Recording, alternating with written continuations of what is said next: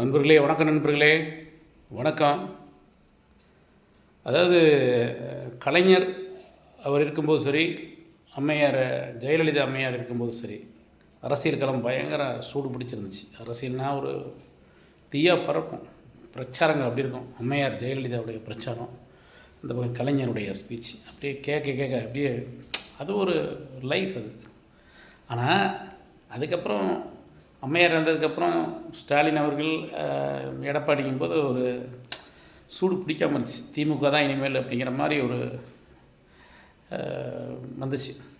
நான் என்ன சொல்கிறேன், இப்போது ஒரு கட்சி ஒருத்தர் வந்து 2 வருஷத்தில் கட்சியை ஆரம்பித்து, இதுக்கு முன்னாடி கட்சியை ஆரம்பித்து அரசியலில் இருந்து ஊழல் பண்ணாமல் கொள்ளையடிக்காமல் சுயமாக சம்பாரிச்சு 2 வருஷத்தில் கட்சி ஆரம்பித்து 2 வருஷத்தில் ஒரு வேட்பாளரை வந்து யாருக்கும் தெரியாமல் அந்த பிராண்ட், அது விஜய்ங்கிற பிராண்டை அதுக்காகவே ஓட்டை போட்டு ஜெயிக்க வச்சிட்டாங்க.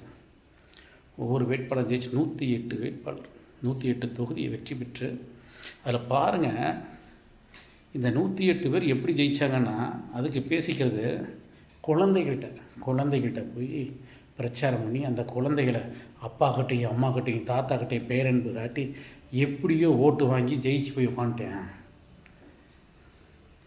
குழந்தைகள்கிட்ட தானே சொன்னார். நேராக டைரெக்டாக குட்டீஸ்களாக நீங்கள் வந்து எப்படி சாக்லேட்டு அப்பா அம்மா கிட்ட கேட்கணும், அதே மாதிரி ஓட்டு கேளுங்க, அம்மாவுக்கு விசரிச்சு ஓட்டு போட சொல்லுங்கன்னு சொன்னார். அது தப்பே கிடையாது. காசு கொடுக்குற காசு ஓட்டுக்கு இந்த கோடி கோடியாக கொடுக்குற எதுக்கு? எவன் வீட்டு போனான்? 100 கோடி 200 கோடி 1000 கோடி 2000 எங்கேருந்து வந்துச்சுன்னு கேட்குறேன். எவன் வீட்டு போனான்றேன்.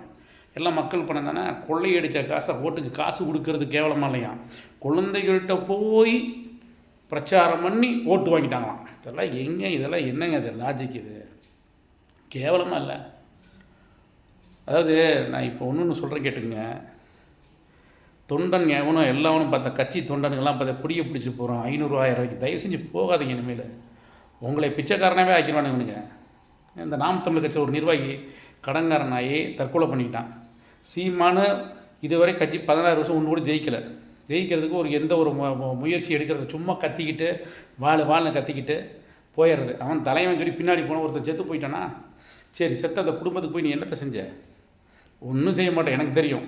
ஒன்றுமே நீ செய்ய மாட்டேன். பல பேர் செத்துருக்கானுங்க. ஆனால் இதை நம்ம மக்களாகி நாம் உணர்ந்துக்கணும். நல்ல தலைவனை தேர்ந்தெடுக்கணும். இன்றைக்கி விஜய் வந்திருக்காரா, விஜய் நல்லா செய்யலைன்னா நிராகரிச்சுட்டு போங்கன்றேன். 5 வருஷம் பொறுமையாக இருந்து பாருங்கள். சொல்கிறாருல்ல, இந்த வாக்குறுதி கொடுத்துருக்காரு, பொறுமையாக இருக்குன்னு. ஆனால் செய்வார். எனக்கு நம்ம நம்பிக்கை இருக்குது. அவர்கிட்ட பிடிச்சது என்னென்னா, மக்கள் காசு ஒரு காசு எடுக்க மாட்டான்னு உறுதியாக சொன்னார். சத்தியம் பண்ணி சொன்னார். சத்தியமாக இருந்துச்சு அந்த சத்தியமே. ஆனால் இந்த ஒவ்வொரு அந்த முன்னாள் அமைச்சர் கொள்ளையடிச்சதெல்லாம் நினச்சா, ஒவ்வொருத்தன் சொத்து எலியாட் வச்சுருக்கான், கப்பல் வச்சுருக்கான். ஐய மக்கள் கேனீனுங்களா? மக்கள்னா வந்தானுங்களா? இப்போ எல்லாம் பேப்பர் படிக்கிறான், சோசியல் மீடியா, அவன் கையில் மொபைல் இருக்குது, ஒவ்வொருத்தன் சொத்து மதிப்பை பார்க்குறான், இவ்வளோ சம்பாதிச்சிருக்கான், இவ்வளோ ஊழல் பண்ணியிருக்கான், எல்லாம் நக்கிட்டு போயிடுச்சு. இனிமேலாக கொள்ளையடிக்காமல் ஊழல் பண்ணாமல் நல்ல ஒரு அதிகாரத்தோட சாகும்போது நல்லவனாக சாகுங்கடா. நன்றி, வணக்கம். யாராக இருந்தாலும் சரி, நல்லவர்களை நாம் வரவேற்போம், நல்ல தலைவர்களை ஏற்போம். ஒரு தலைவன் நல்ல தலைவன் இருந்தால் போதும், நாடு நல்லாயிருக்கும். நன்றி.